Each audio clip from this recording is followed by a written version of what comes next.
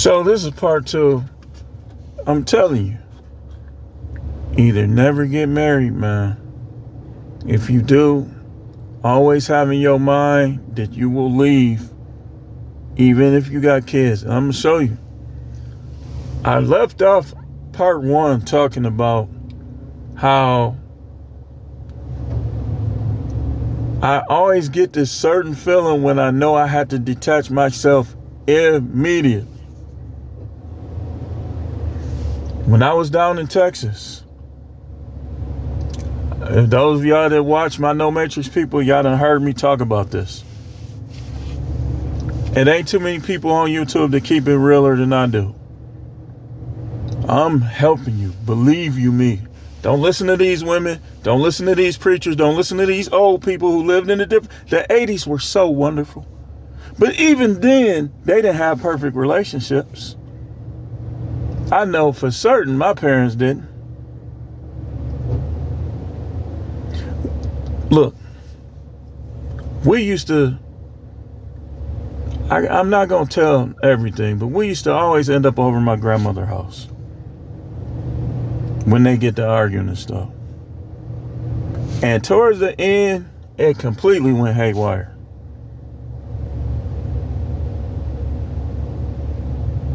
My father was one of the people that I'm talking against. He never wanted to start over. He always wanted to work things out. And I learned from watching my father, that was one of his flaws. Because like I said, when I get this feeling, immediate detachment. Ain't no coming, ain't no turnaround, ain't no coming back. Because I know how I am.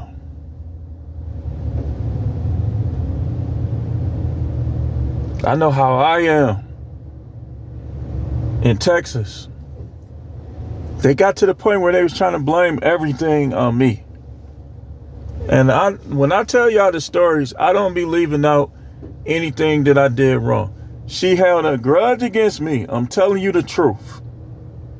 She held a grudge against me over a conversation that I had with another guy that was losing the argument. So he started asking other people. You know how people do that. And I told him before I left, I said, man, if you wouldn't have put her in our conversation, I said, think of how much changed in this house since you put her in that conversation. It wasn't just against me. It was with other people too. Like he wasn't the worst guy, but he was getting people fired because he wouldn't stand up when he needed to stand up. And because he was always putting other people in situations that didn't involve them.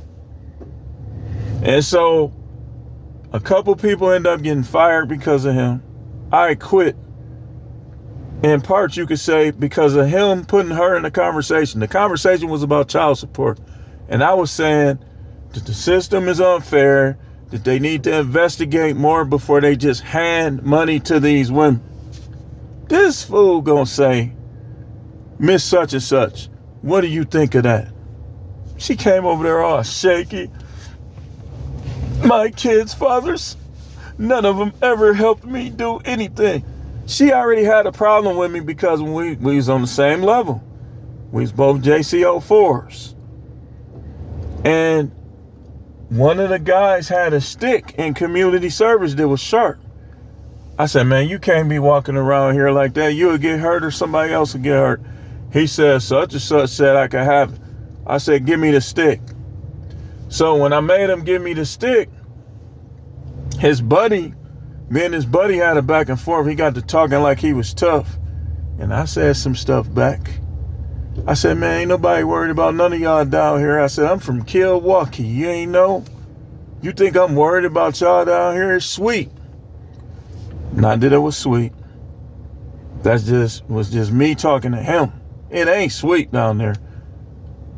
It's different, but it ain't sweet. Them dudes is dangerous too. They just, down there, they more laid back. They not just looking to be dangerous. They, like most of them, ain't trying to improve nothing, which is a good thing. And that's why I like the Texas overall more than Milwaukee. But me and him got to arguing. We got back. Our supervisor was asking her and asking us both about the situation. She kind of got in trouble. Another supervisor, we were four, a 5 position opened up. And I should have went for it, but I was like, man, I ain't going for that. I ain't dealing with, because he was trying to get on us about something else. And he was getting on my nerves. I said, man, I'm not finna deal with him directly every day. Not that close. She ends up taking the position. When I go up to her, congratulations, I knew right then and there, once again, holding a grudge. I did what my job was supposed. How you gonna let him walk around with a stick this sharp enough for somebody to get cut? I did my job. She got mad because she thought, I don't know why they think if me and you are equals and you do something or say something that ain't right, we equals. I don't gotta agree with you.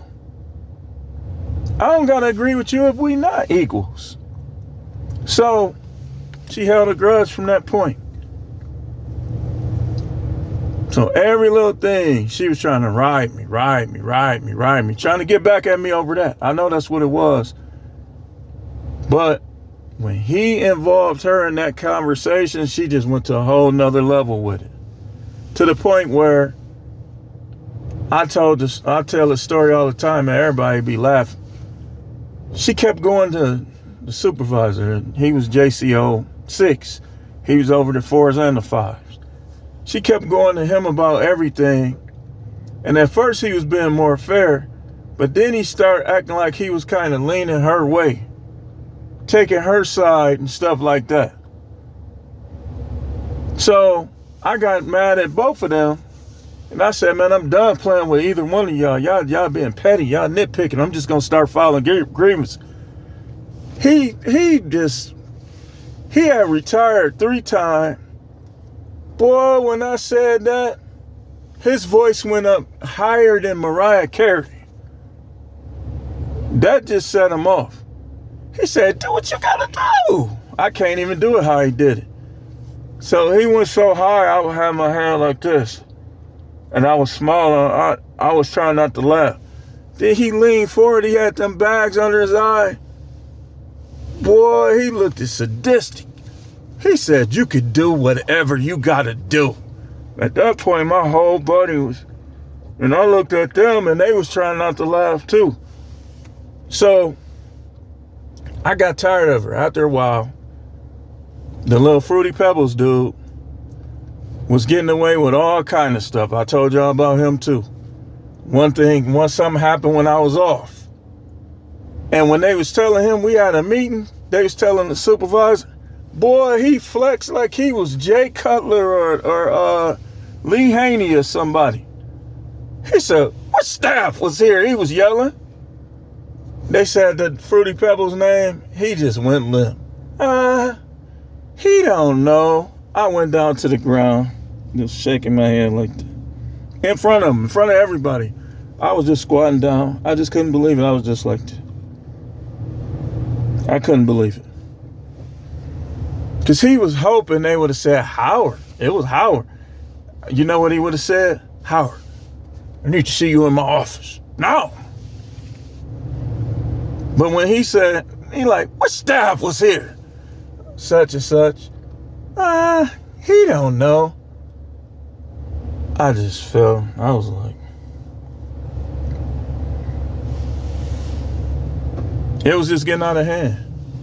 So, to make the long story short, they suspended me. They didn't tell me they was having me investigated because I pushed somebody like that. They tried to make it look like they were just investigating me on their own. They called them to investigate me. So at this point, it's me against them. But when the icing on top of the cake, the cherry on top, was when Fruity Pebbles, who always wanted to be up under the two women, was conducting showers. I said, you know what? They always used to try to put the bad kids around me. Like the ones they couldn't handle, the ones that was just hard-headed. I said, I'm going to take some of them into class. We go into class. One of the kids, horrible, man. He the reason why I got suspended. That's the one that because I told them, if I'm breaking up y'all fighting, do not touch me. If you don't want me breaking up your fight, stay out of each other's face. That's what I told them. He nose to nose, practically licking dude jaw. They like just like this. I got in between them, separated them, and he pushed my hand off of him. So I pushed him and I pointed out and said, I told you. Him and the other two was like, man, we out there at this point. It's 3-on-1. We out there. I said, man, do it. They're like, man, we'll whoop your ass. We'll jump you out. I said, do it. I've been ready for y'all. Do something. Meltdown. No audio. So they knew they was in the wrong. So he's like, man, I ain't thinking about that. As long as you don't write me up, I ain't gonna say nothing. I said, you getting wrote up. All right. I'm gonna call the hotline. I said, call it. So he get in the house. He's sitting on the couch pouting. Guess who comes up to him? Op 1. I'm telling you, I get this certain feeling when I know somebody is an op. No matter how nice I try to be to them, no matter what I try to do, when people become opponents for me, I can feel it every time. Every time. You can't hide that from me. That's one thing I know, is when I'm dealing with opposition.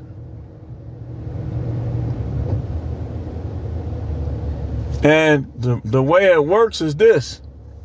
The in-between people are either going to be neutral or two-faced. They either going to act like they're against you when that person is around, or they just going to stay out of it altogether. I know that feeling too. I know when people is neutral or on my side. Or two-faced. So, we in the meeting because the kid said he came in there with his sweatshirt on. And I knew when they shower, they're not supposed to have that on. I said, man, what you doing with that on? Did you shower yet? You shouldn't be in here if you ain't showered. He tells me, I'm telling you the whole story. I don't lie. He tells me, I already showered. Such and such said I could wear it. I said, okay, well. So when bedtime comes around, when they got to go to their rooms, he raises his hand. He raised his hand just like this and said, I ain't showered yet. It's 3 of them out there. 3. She tried to blame me. How do y'all not know who showered and who didn't?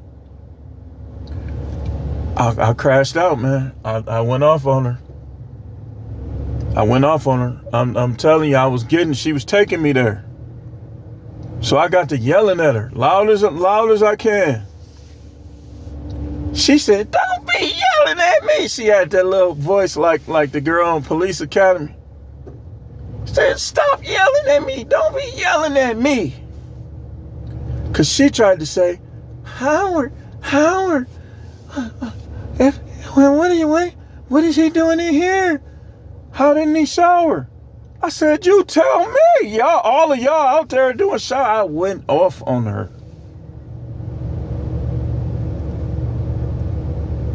I said, you know what? I'm sick of your games. You act like a little kid. You that mad over that conversation? I went off on her. You've been holding a grudge on me ever since that conversation. You know why it got to that point? Because I was trying to make it work out. I was trying to hang in there when it was already over with. And I knew it. When they kept trying to blame stuff on me that they was doing when I was off, that was it right there. When I was trying to get other jobs, I had a whole nother job where I was getting good financially. And he messed me up. He said, this is what happened. There was another guy with less seniority in the house than me.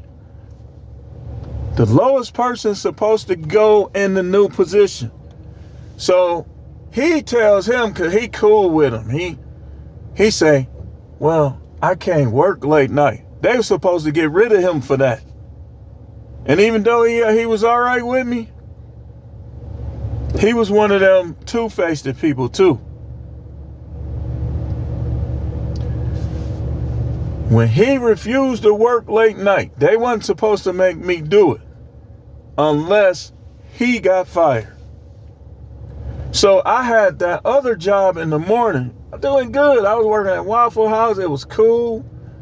Making extra money, getting paid every week in cash.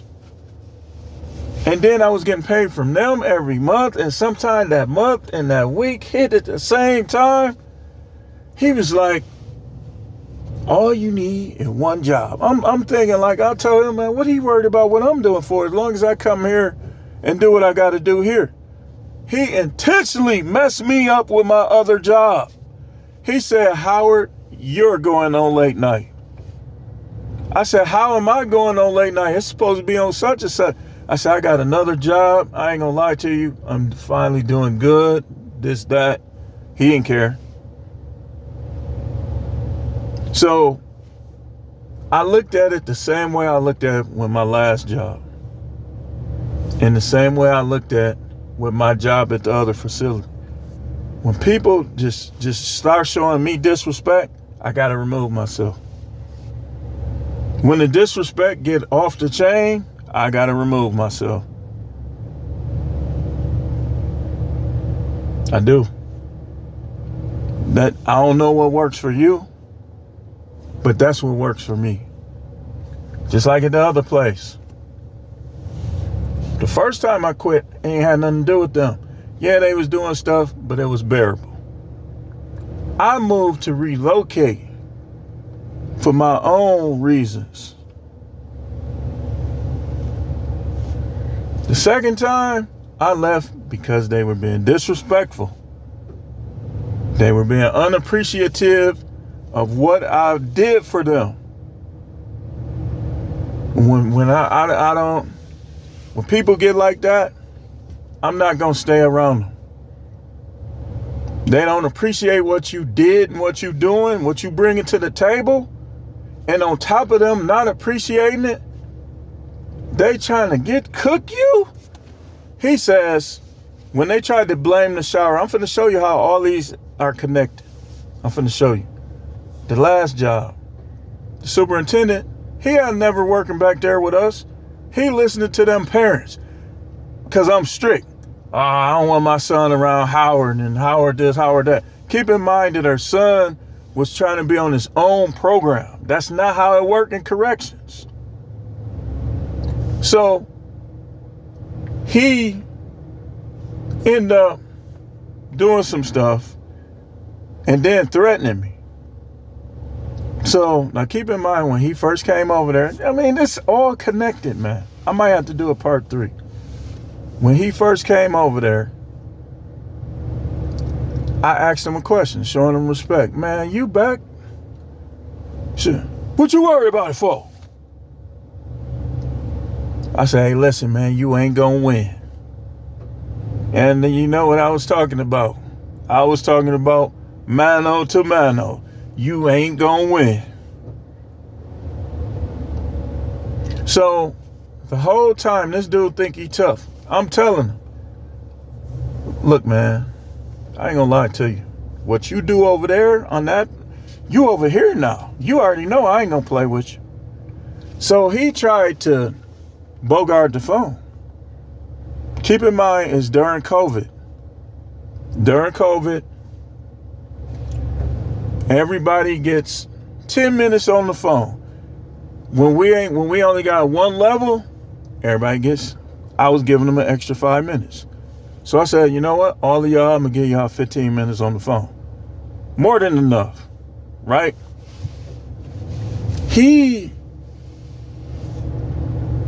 When the nurse came, I was timing the phone calls. 19 minutes. He was on the phone, 4 extra minutes. I said, man, give up the phone. What are you doing? You going to mess somebody else up from getting that call. All right, man. All right. I'm going to say my bye and just that and other. Right? So I went back to what I was doing with the nurse. 2-3 minutes later, I look up. He's still on the phone. I said, you know what, man? You on phone restriction. You ain't using the phone tomorrow. Man, you can't put me on phone restriction. I got to call my people, blah, blah, blah. I said, you're on phone restriction. He sat there. He mad. He talking to the dude next to him. He knew him. He like, man, I'll take off on that nigga. I said, what you just say? He said, you heard me. I said, man, you ain't gonna do nothing to me. I ain't that Chinese lady. I said, matter of fact, go lock in. He said, I ain't locking in S. I said, all the rest of y'all go lock in. Each one has one refusing to lock in. One of the guys is like, Howard, man, you can't be arguing with these kids, man. These kids. He was always trying to say that. One of the most dangerous dudes in Milwaukee. Teenager, always trying to say, we kids. Dude, to kill you for pennies. I was cool with him, but still, the dude was dangerous. But he was always saying that. So, when they locked in, he goes to his room. He say, you can't be saying stuff like that to me. I got a serious case. Next day I come in. Oh, wait, how'd it go? Yeah, next day I come in. My partner, I don't know why they kept putting her with me. She was terrible, weak. Dudes touching all on her, getting mad at me because I'm coming back there stopping them. Like, get out of here. Because she had them in the linen closet. They not supposed to be in there. She said we could come here. What I say? This my pod. They going in there trying to get her to dance and do stuff, and they touching on her. Because they told me that's what they was doing. But she goes, when I said that, they called down there, they did their little investigation. She said, I heard them say it. I said, that's when I told on her. And they ain't do nothing. The fact that they ain't do nothing but was trying to get me for that word, that left a bad taste in my mouth too. Now y'all see how all this is connected, right? It's the same stuff that make me leave every time. We're going to do a part 3. That's going to be I could sum this up. But she said, I heard them say it. So when I come in, keep in mind, just last week, I'm the most experienced staff on second shift. Everybody know that my pod is in line. But when the evaluations came out, they was refusing to tell me because they gave me such a low evaluation. I was naming staff that I knew was weak. Like, what did you give such and such? I said, y'all going by what people say that don't like how I do things. But y'all ain't watching. Y'all be back here watching TV. I'm standing on because it was different. I wasn't on probation. So I was back there standing on. So they gave me that bad eval. And I already got a 30-day probation from the superintendent for saying that. When I saw that eval and how they was trying to argue with me about it, I said, hey man, y'all did what y'all got to do. I'm going to do what I got to do. So what you talking about? You going to see. When I came back from vacation, I was gone for 18 days. I used all my vacation. I quit.